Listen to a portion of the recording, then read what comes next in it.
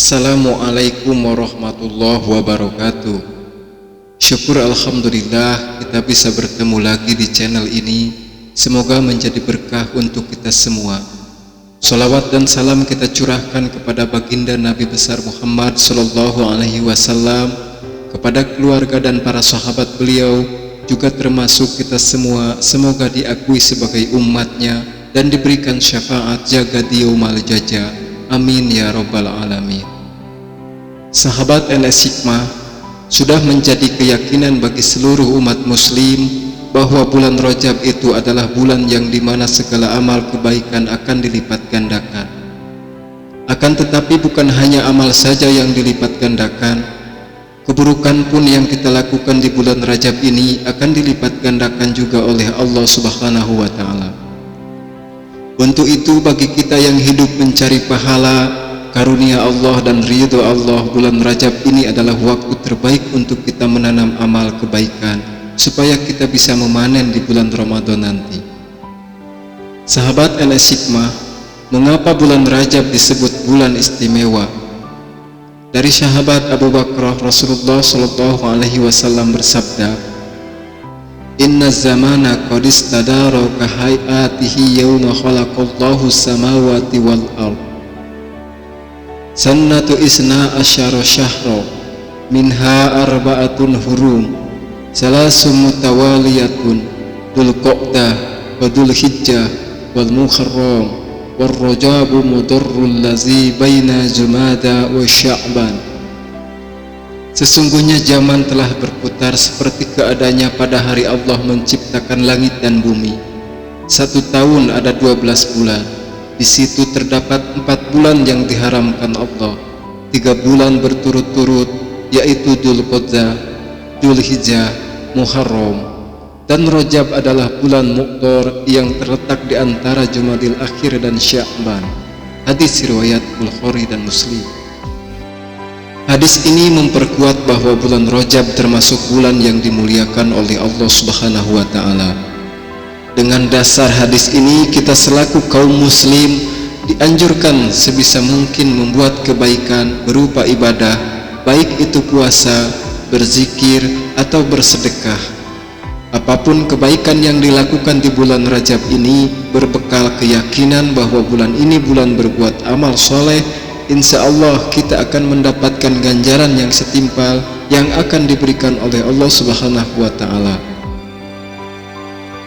Diperkuat lagi keistimewaan bulan Rajab ini di dalam Al-Quran. Allah Subhanahu wa Ta'ala berfirman, Inna idzatas syuhuri indallahi isna asyara syahra fi kitabillahi yawma khalaqas samawati wal ard minha arba'atun hurum, Dzalika dinul qayyim fala tadlimu fihinna anfusakum wa qatilul musyrikin kafatan kama yuqatilunakum kafatan wa'lamu annallaha ma'al muttaqin. Sesungguhnya bilangan bulan di sisi Allah ialah 12 bulan, sebagaimana ketetapan Allah di Lauhul Mahfuz pada waktu Dia menciptakan langit dan bumi. Di antaranya ada 4 bulan haram. Itulah ketetapan agama yang lurus. Maka janganlah kamu menzalimi dirimu pada 4 bulan itu, dan perangilah orang-orang musyrik semuanya, sebagaimana mereka pun memerangi kamu semuanya. Ketahuilah bahwa sesungguhnya Allah bersama orang-orang yang bertakwa. Untuk itu Allah Subhanahu wa Ta'ala pun menetapkan bahwa bulan Rajab termasuk bulan mulia, yang dimana kita dilarang mengadakan permusuhan, apalagi membunuh. Sahabat NS Hikmah, maka isilah bulan Rajab ini dengan berbagai amalan-amalan soleh yang dianjurkan oleh syariat. Baik itu memperbanyak puasa di bulan Rajab ini, sebagaimana para orang tua terdahulu. Mereka selalu mengerjakan puasa sebulan penuh selama bulan Rajab. Tidak hanya sampai bulan Rajab, mereka melanjutkannya ke bulan Sya'ban sampai ke bulan Ramadan. Mereka masih berpuasa. Subhanallah. Dengan berbekal keyakinan mereka, para orang tua terdahulu berpuasa 3 bulan berturut-turut tanpa jeda. Untuk itu kita yang masih belajar taat kepada Allah Subhanahu wa Ta'ala, 3 kali saja berpuasa selama bulan Rajab, baik itu di awal bulan, di tengah bulan atau di akhir bulan Rajab, itu pun sudah menjadi satu keuntungan bagi kita yang bisa melaksanakannya. Sahabat NS Hikmah, keistimewaan bulan Rajab tidak hanya amal dilipat gandakan, tapi ada juga peristiwa-peristiwa yang terjadi di bulan Rajab ini, sehingga seluruh umat muslim di bulan Rajab ini selalu memperingati peristiwa-peristiwa yang terjadi di bulan Rajab ini. Di antaranya Allah menetapkan sholat yang 5 waktu, yang sampai sekarang kita masih mengerjakannya. Penetapan sholat ini terjadi pada saat peristiwa Isra wal Mi'raj baginda Nabi kita Muhammad SAW. Isra dari Masjidil Haram ke Masjidil Aqsa sampai Mi'raj ke Sidratul Muntaha dan mendapatkan oleh-oleh yaitu berupa sholat 5 waktu. Peristiwa ini terjadi begitu cepat dan tidak masuk akal manusia, sehingga terjadilah perbedaan dalam mentafsirkan kejadian Isra wal Mi'rajnya Nabi kita Muhammad SAW. Peristiwa kedua yaitu kelahiran Ali bin Abi Thalib tanggal 13 Rajab. Ali bin Abi Thalib ini sahabat sekaligus sepupu dan menantu Nabi kita Muhammad SAW. Keistimewaan Ali bin Abi Thalib ini, beliau adalah termasuk orang kedua yang menganut Islam sesudah Siti Khadijah istri Rasulullah dan pemuda pertama yang masuk Islam, sehingga baginda Nabi memberikan beberapa gelar kepada Ali bin Abi Thalib. Ini diantaranya. Yang pertama, gelar yang diberikan Nabi kepada Ali bin Abi Thalib, Asadullah, yang artinya singa Allah. Gelar ini diberikan kepada Ali bin Abi Thalib karena keberaniannya yang luar biasa dalam peperangan membela Islam. Gelar yang kedua yaitu Bab al-Ilmu, atau yang disebut pintu ilmu. Gelar ini diberikan kepada Ali karena kepintaran dan pengetahuannya yang mendalam, mencerminkan sabda Nabi bahwa Ali adalah kota ilmu dan beliau adalah pintunya ilmu. Keistimewaan Ali bin Abi Thalib yang ketiga yaitu Abu Turab, atau bapaknya tanah. Gelar ini diberikan oleh Nabi saat Ali tertidur di masjid dan tertutup debu dan membiarkannya, kemudian menjadi julukan kesayangannya.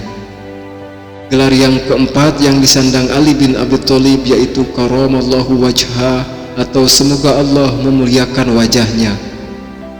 Ini adalah gelar penghormatan yang disematkan oleh umat Islam sebagai bentuk kekaguman atas kemuliaan beliau dan kesucian dirinya, bukan gelar langsung dari Nabi Muhammad SAW.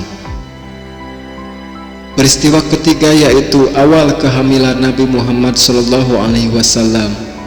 Ibunda Nabi Sayyidah Aminah mulai mengandung Nabi Muhammad pada bulan Rajab, tepatnya di awal malam Jumat, ketika cahaya kenabian Nur Nubuwah diletakkan di rahimnya, yang merupakan salah satu peristiwa penting dan penuh keajaiban di bulan Rajab. Kehamilan ini sangat istimewa karena Siti Aminah tidak mengalami keluhan seperti wanita hamil pada umumnya, melainkan merasakan kedamaian dan keajaiban seperti mendengar suara gaib dan melihat cahaya terang seperti yang dijelaskan dalam kitab-kitab Sirah Nabawiyah. Poin penting terkait kehamilan Siti Aminah di bulan Rajab ini, yang pertama, awal kehamilan Siti Aminah dimulai mengandung Nabi Muhammad pada bulan Rajab, sekitar 53 tahun sebelum Hijriah, sebagaimana diriwayatkan dalam kitab-kitab sejarah Islam. Yang kedua, keistimewaan kehamilan, selama mengandung ia tidak merasakan mual, ngidam atau berat badan, hanya menyadari tidak lagi haid dan merasakan kedamaian yang luar biasa. Yang ketiga, tanda kenabian atau irhas. Siti Aminah sering mendengar suara gaib yang menggambarkan bahwa ia mengandung pemimpin umat, serta melihat cahaya yang menerangi istana-istana di negeri Syam atau Suriah. Yang keempat, malam Jumat. Allah Subhanahu wa Ta'ala menitipkan ruh Nabi besar Muhammad SAW di rahim Siti Aminah pada malam Jumat di bulan Rajab. Sahabat NS Hikmah, itulah tadi di antara kemuliaan bulan Rajab, yang dimana bukan hanya kita harus berbuat amal, Tetapi kita juga harus yakin akan peristiwa-peristiwa yang terjadi di bulan Rajab ini. Semoga kita semua bisa mengumpulkan amal sebanyak-banyaknya di bulan Rajab ini dan meyakini segala peristiwa yang terjadi di bulan Rajab ini, agar kita semua mendapat pahala yang dilipat gandakan dan mendapat pertolongan Allah kelak nanti di yaumul jaza, insyaallah. Amin ya rabbal alamin. Rabbana atina fid dunya hasanah wa fil akhirati hasanah wa qina azabannar. Assalamualaikum warahmatullahi wabarakatuh.